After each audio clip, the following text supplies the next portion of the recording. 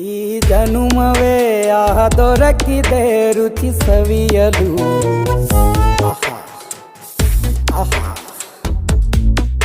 ಈ ಜಗವಿದೆ ನವರಸಗಳ ಉಣಬಡಿಸಲು. ಬಿಸಿ ಬಿಸಿ ಇದೆ ಬಿಸಿ ಬಿಸಿ ಇದೆ ನಳಪಾಕ ದಿನ ದಿನ ನೂತನ. ಈ ಬಿಸಿಯುವಾರುವ ಮೊದಲೇ ಎಲ್ಲರ ಜೊತೆಯೇ ಮೆಲ್ಲುವ ಕಲೆಯ ಜೀವನ ಜನುಮವೇ.